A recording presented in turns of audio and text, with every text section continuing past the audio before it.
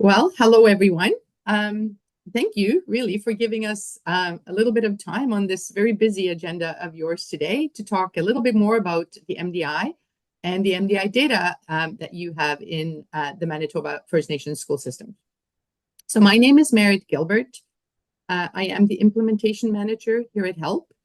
And I have worked with Kim Mullaney for quite a few years now, actually, on collecting data in Manitoba. And with me today, I have the other Kim Mascarenas, the MDI project lead. And we have a lot to cover today, actually. So we are going to jump right into our agenda. But first, I would like to start by acknowledging that HELP and our work at the UBC Vancouver campus takes place on the traditional, ancestral, and ceded territory of the Musqueam people. And we are also fortunate at HELP to have the guidance from our Aboriginal Steering Committee, which was established in 2003. And the Aboriginal Steering Committee is a committee of First Nation, Métis, and Inuit community members that ensure that HELP's research activities that involve First Nations, Métis, and Inuit are reflective of the diverse histories, cultures, languages, and ways of knowing. So this is our very ambitious agenda.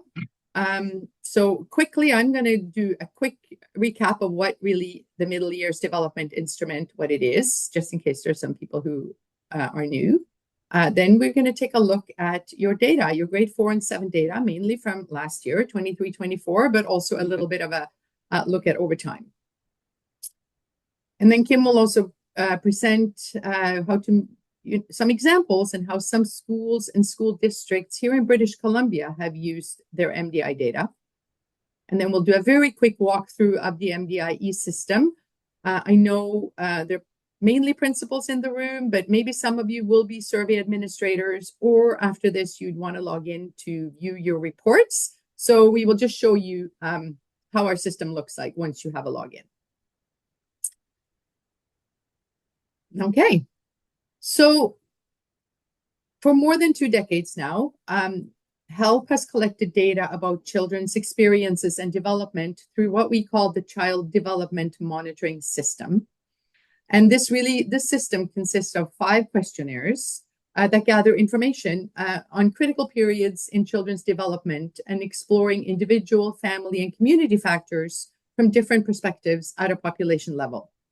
So we are only going to talk about the MDI today, but some of you may be familiar with the EDI as well, which takes place across Canada in the month of February. In fact, we will start data collection for EDI tomorrow here in British Columbia. And the EDI it's completed by teachers and looks at children's skills and competencies and developmental health of children in their classrooms mid-kindergarten. But the MDI the MDI is completed by the students themselves.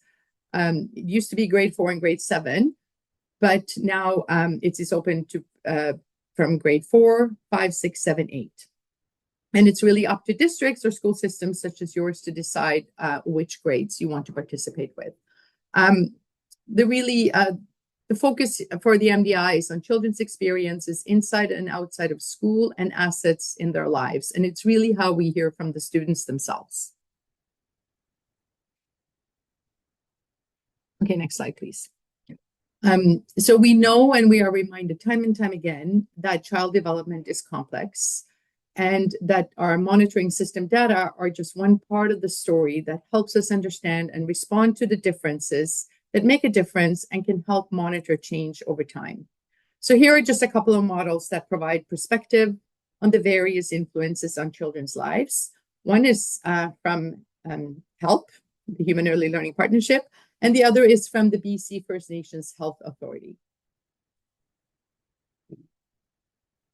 So for those of you newer to the MDI is a self-report survey for children in grades 4 to 8. And this is really a transitional time in children's development, and it is marked by increased risk, but is also a window of opportunity to make a difference in their lives.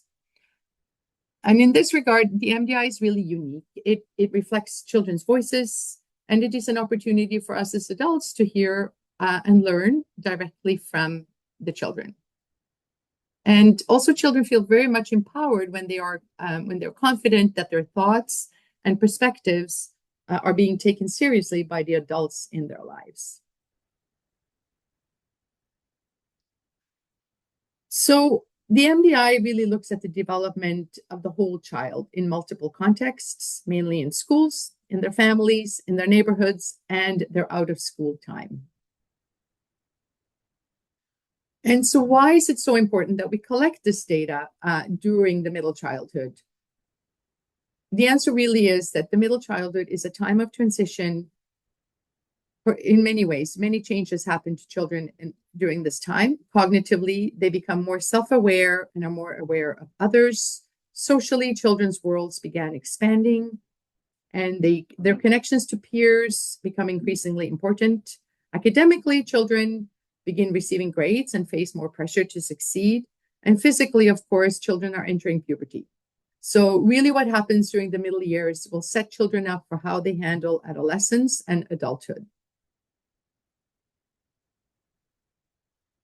One thing we know is that relationships are very important for the development of social and emotional development, including pro-social behaviors and coping skills.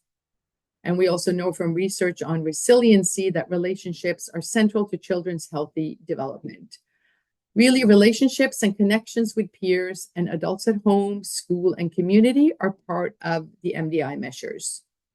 And of course, in middle childhood, peer relationships are becoming more important and influential. So again, this is really what makes the MDI unique. It reflects children's voices, and their input really give us data that we couldn't otherwise access, and their thoughts, their feelings, and their daily routines. So here's an overview of the dimensions that are included on the MDI. And these measure areas of development that are all strongly linked to well-being. So they include social and emotional development, school experiences, connectedness in different social contexts, out of school time, and physical health and well-being. So the one index you will see over and over again in our work, and if you have looked at your reports, is the MDI, is the well-being index. And it is a composite measure that combines different indicators of well-being into one overall well-being index. And on the left, you will see the different measures included in the index. And these are the positive and negative indicators of well-being and that are highly interrelated. So now I don't have time to go into each of these measures, but all this information can be found in many of our resources if you really want to dig deeper into this. And as you can see, I'll cover just that there are three categories of well-being. There's the high well-being, thriving, which indicates a proportion of children who are reporting positive responses on at least 4 measures of well-being. And then there's medium to high well-being and the low well-being. Let's move to the assets index.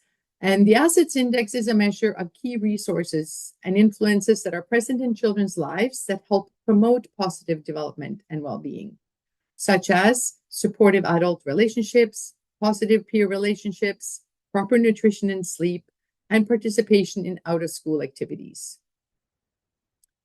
Yeah, I think that's it. Kim, I think I'm going to pass it on to Kim now to look at your data. We just wanted you to have a little bit of a, the MDI fresh in your mind before we start looking at your results. But I am going to mute myself and pass it over to Kim.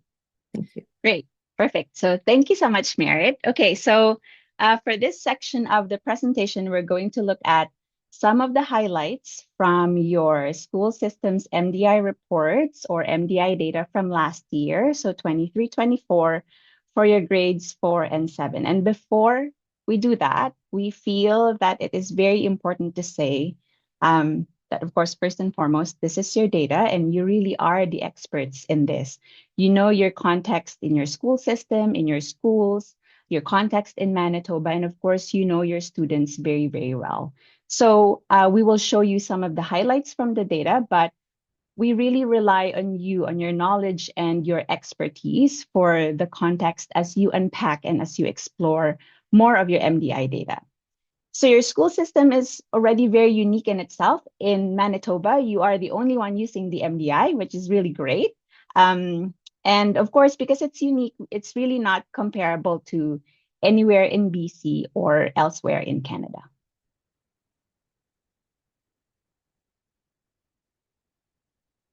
Okay, so your school system has participated in the MDI 4 times already, and it has always been with grades 4 and 7. This year, you have decided to participate with grades 5 and 8 for the first time. So when you look at these data right over here, one thing to just note, in 2017-18, the MDI was administered, so students complete the MDI in November, and beginning in 2018-19 up to present, the MDI is administered in January, February. So for the purposes of us, we have set up some slides for you to look at your data over time. So just for the purposes of us looking at that, we'll just show you 2018-19 data, 19-20, and 23-24. That way we're more consistent with when the MDI was administered when we're looking at your data.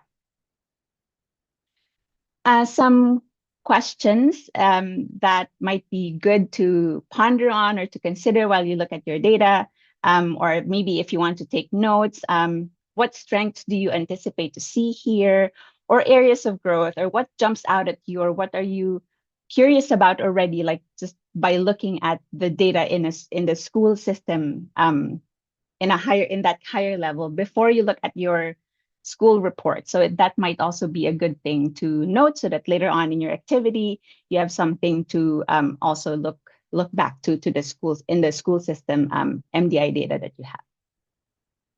Okay.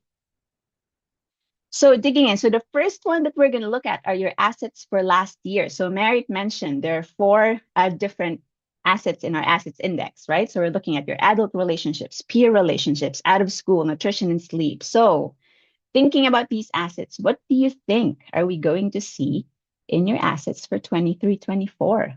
You think they have strong adult assets, peer relationships? So for 23-24, majority of your grade 4s and grade 7s have strong assets, with the exception for nutrition and sleep. So looking at grade 4 right over here, so you can see 83% of the percentage of children reported like high adult relationships, same for peer relationships, and really high for out of school activities. So a little bit lower for nutrition and sleep. A bit of the similar pattern when you look at for your grade 7s. So quite high for adult relationships and peer relationships, and a little bit on the lower side for nutrition and sleep. So if you're curious, how about looking at it over time? How would it look like if we see it from 2018-19, 19-20, and then 23-24?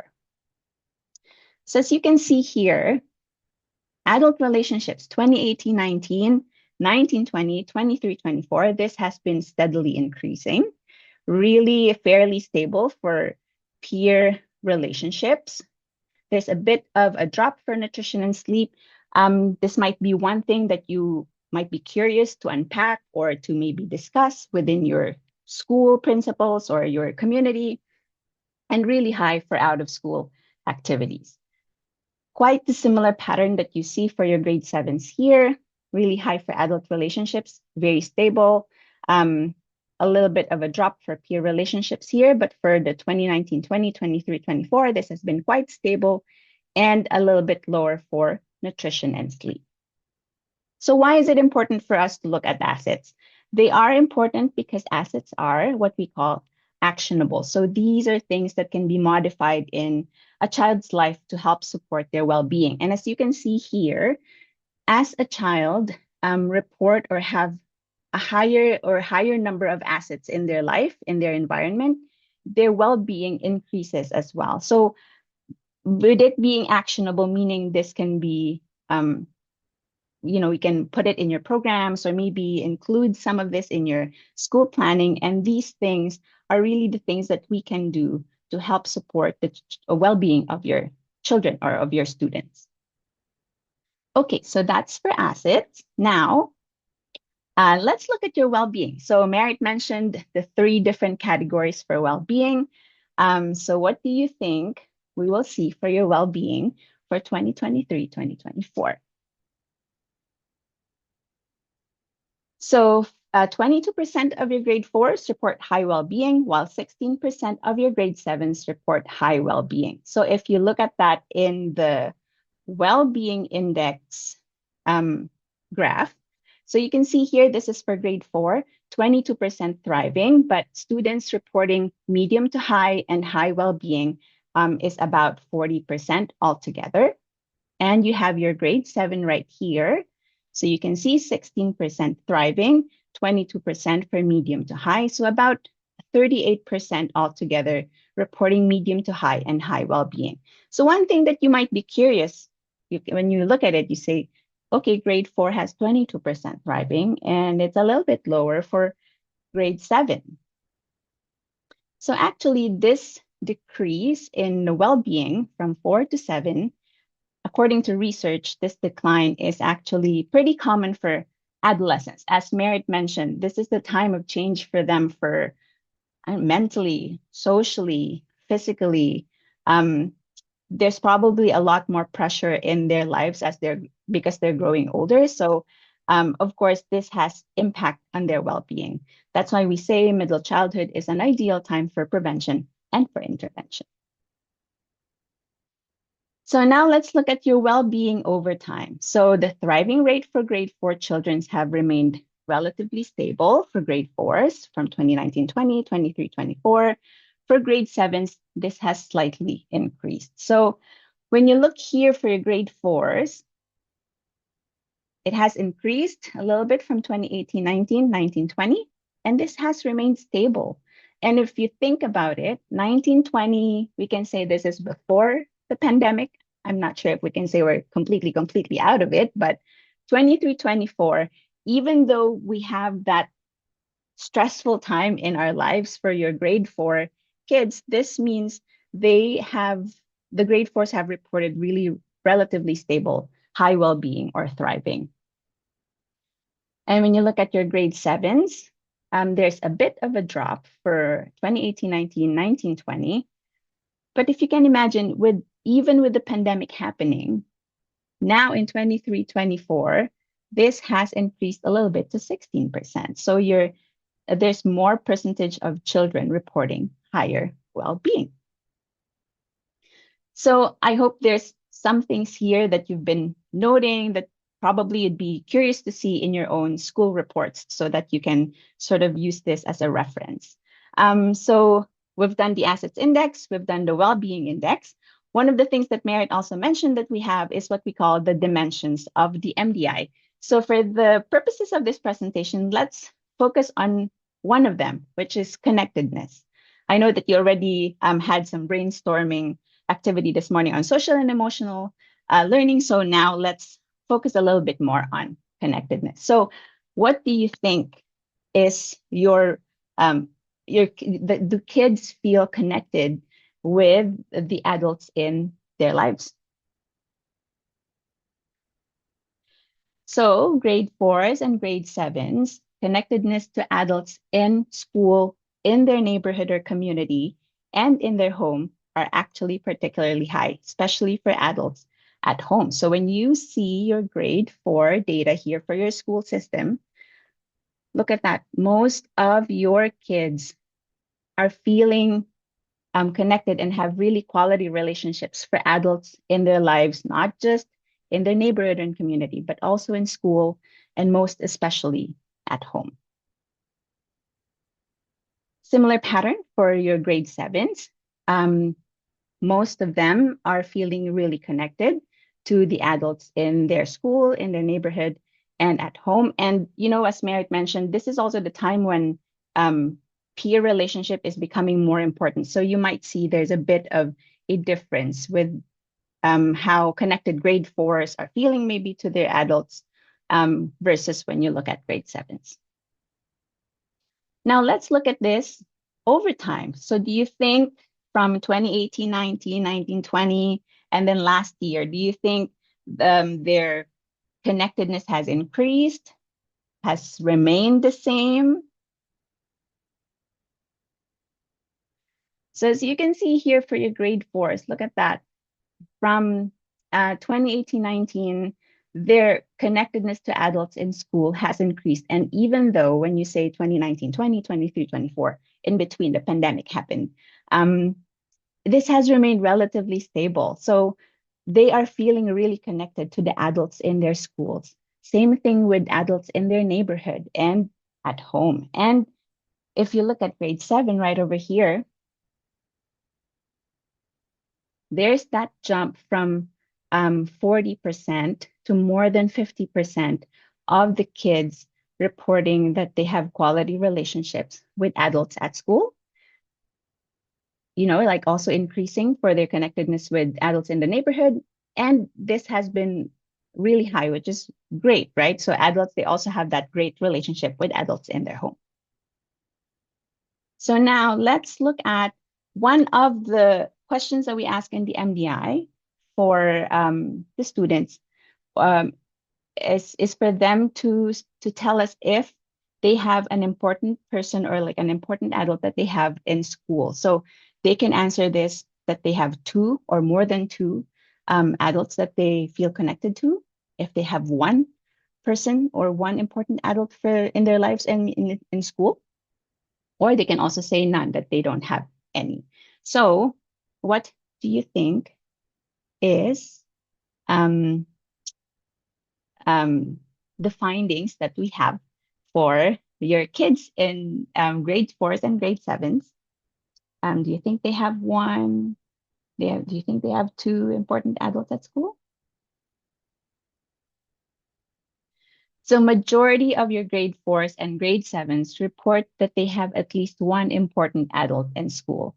And we know that this connectedness, sorry, at school, it predicts the well-being of the kids, and it's actually more important to well-being than their socioeconomic status. So one thing that I can show you right here, if you look here, more than 85% of your kids are reporting that they have at least 1 or 2 important adults for them in school, right? And if you look here from 2019-20, 14%, this has dropped to 11%. So teachers, principals, you are doing a great job. Your kids are feeling really connected to someone in their school. So this can also be something that you would want to look at in your own school reports. Same thing when you look at your grade 7s right here.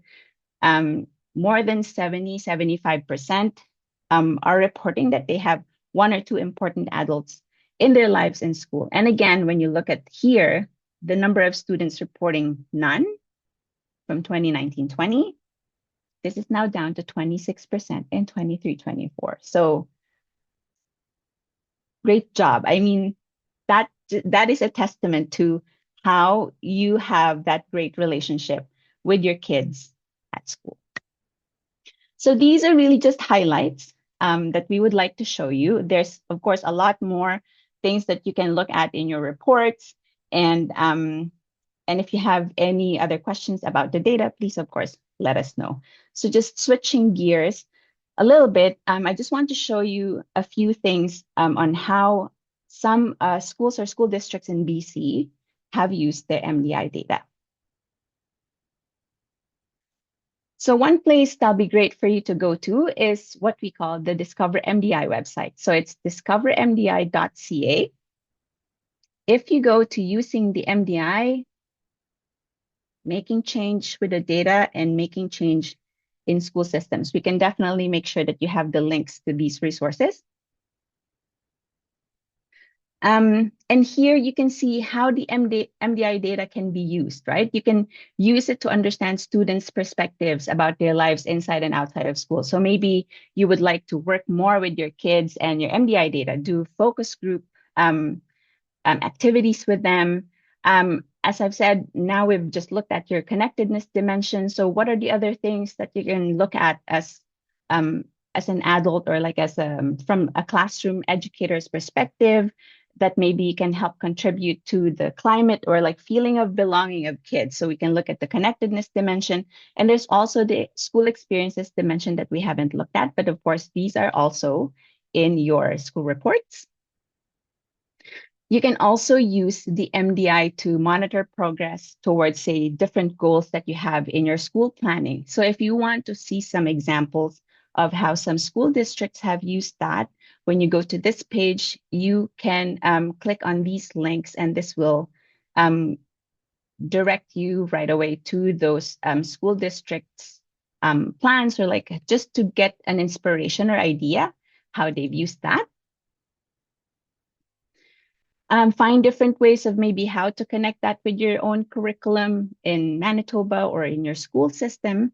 And of course, we also have some resources here on how you can also promote social and emotional learning, which I know you've already done this morning with your brainstorming. But if you need some resources, we also have a lot here. There's some videos that you can watch. We also have some new resources added last year, 2 years ago, some brief for educators, and some resources sheet that's also available to you. So there's a lot of different examples that you will find here in our website. So please take note of the link, or we can also share that with you by email if you are interested to see those examples.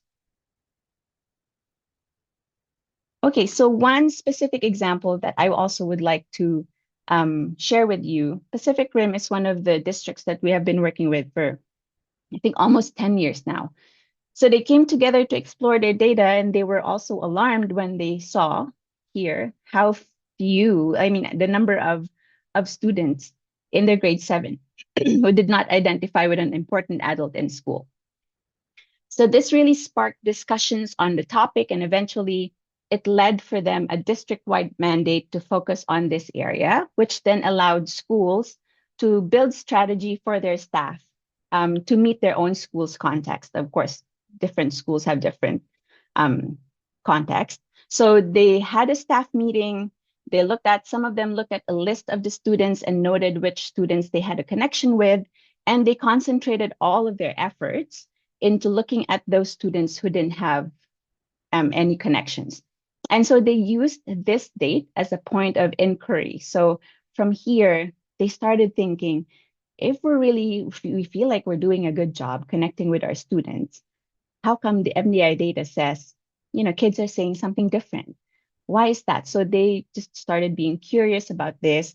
They started having focus group with the kids to really help unpack this. And so they heard from the kids on how the adults in their school can actually do better.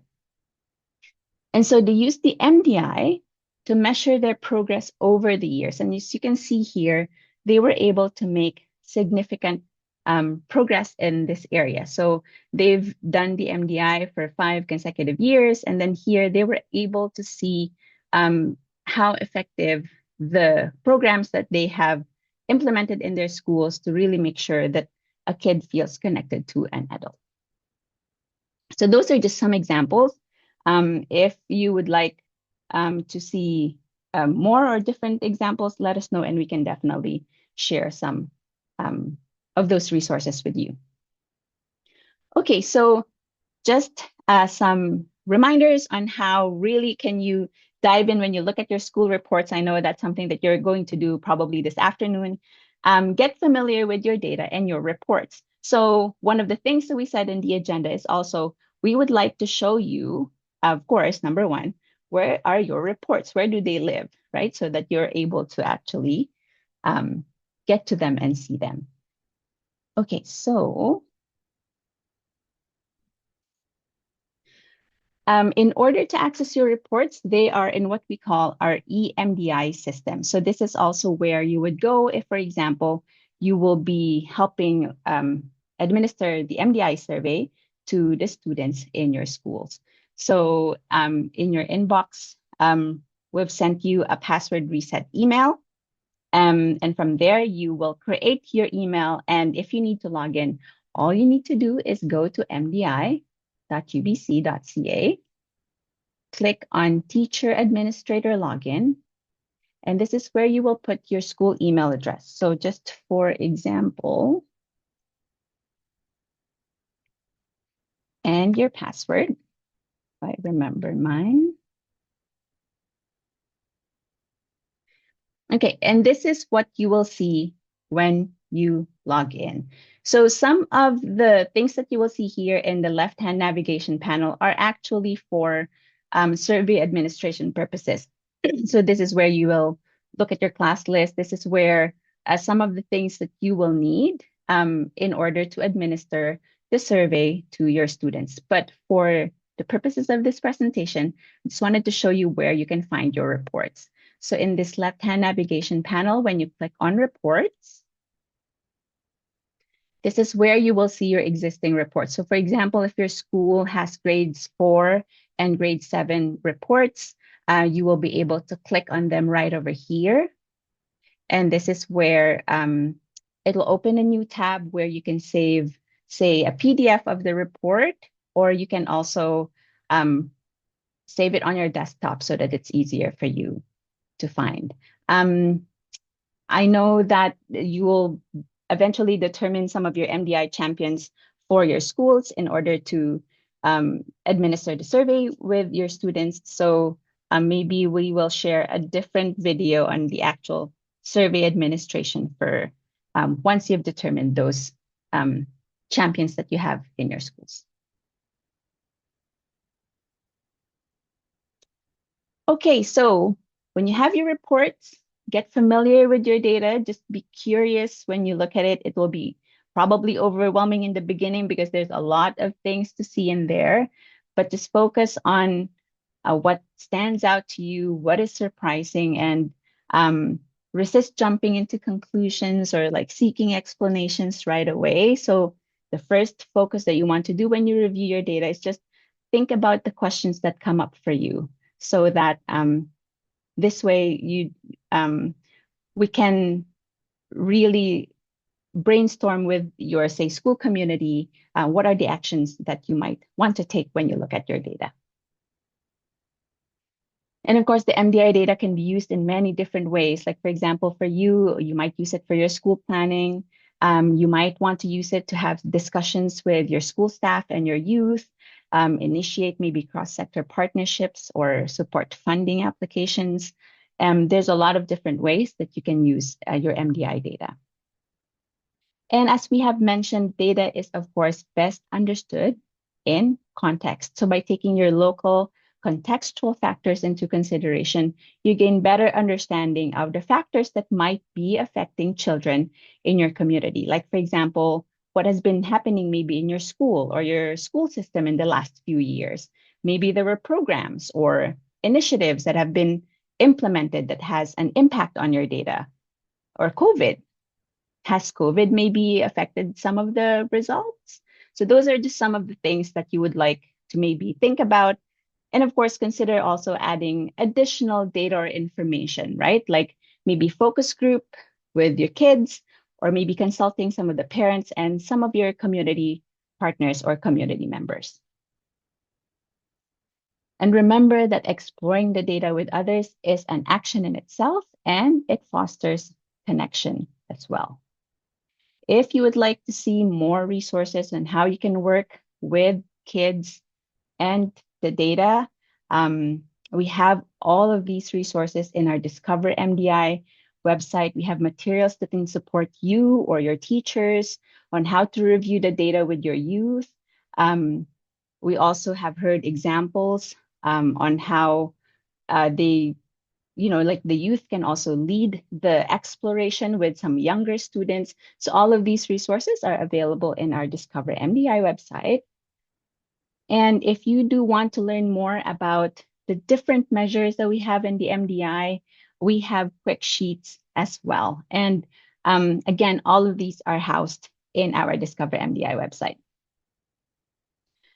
So I just want to end here with an opportunity for you to sign up if ever you would like to know more about help, if you would like to know more about updates from us. please sign up for our help newsletter right over here. You can use the QR code. You can also let us know if you're interested and we can send that to you. And that brings me to the end of this presentation. Just a quick reminder for everybody that we have recorded this presentation just in case there's anyone who weren't able to attend in person. We'll share the link with Kim and her team so that she can share those with you as well. And we are here, and we will provide you with our email address so that if you have any questions about the MDI or about the MDI data, we are more than happy to help you with your questions.